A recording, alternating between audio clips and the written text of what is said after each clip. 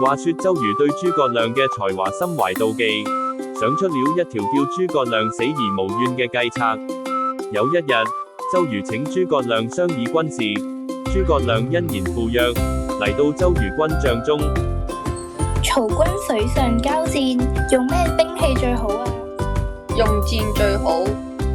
10日之內，我要你做出10萬支箭。我只需要3日，如果交唔出，甘願受罰。快啲攞文書嚟，俾佢寫軍令狀。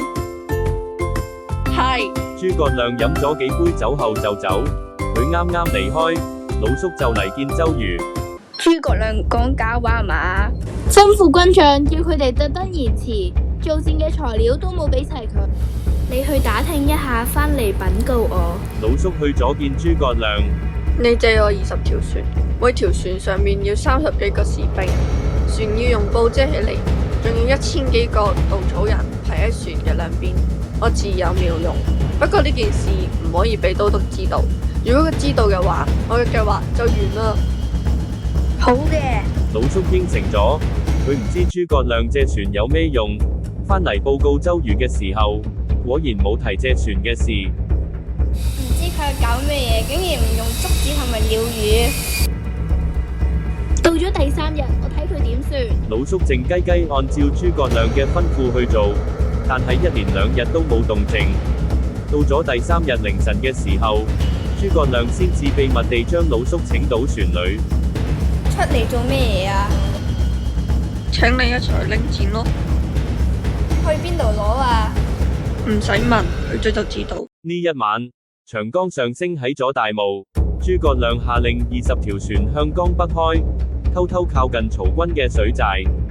佢又叫人將船用繩索連成一字，喺江面上排開，再下令叫軍士敲鑼打鼓，大聲叫喊。諸葛亮卻喺船中擺開酒菜，請老叔喝酒。你去曹軍嘅水寨做咩啊？會死㗎。有咩好驚啫？你等陣咪知咯。江上嘅聲音同吶喊聲震耳欲聾，曹操就派人查看，得知係敵軍來襲。江水嘅霧咁大，敵人無端端過嚟進攻，一定有埋伏。搞唔掂情況，唔可以咁容易出兵，要嗰啲弓箭手向佢哋射箭，唔俾佢哋靠近。同我上！於是1萬幾名弓箭手一齊朝江中放箭，箭如雨下。轉眼間，一邊嘅稻草人就插滿箭。諸葛亮又下令將船調過嚟，繼續擂鼓吶喊。天開始光，霧仲未散。呢個時候，船兩邊嘅稻草人上都插滿箭。各位士兵請高聲吶喊，多謝曹丞相的箭。多謝曹丞相的箭。曹操知道上咗當，嬲到震，但係諸葛亮嘅船順風順水，已經駛出20幾里，要追都追唔切。你係點樣諗到呢個計謀㗎？嘻嘻，作為一個軍師，唔識天文地理點得㗎？我觀察天象，知道3日之後會有大霧。我草船借箭嘅計謀一定會成功，所以向周瑜要咗3日嘅期限。周瑜向我要10萬支箭，明明係要為難我，想置我於死地。我邊會咁容易俾佢殺啦？20條船靠岸嘅時候，周瑜派嚟搬箭嘅500幾個士兵已經喺江邊等候，佢哋即刻搬箭。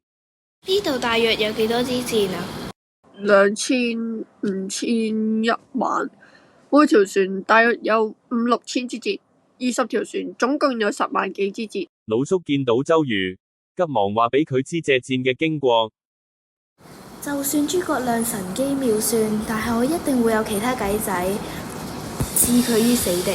就係咁，諸葛亮憑佢嘅聰明才智，成功利用計謀草船借箭，滿載而歸，佩服佩服。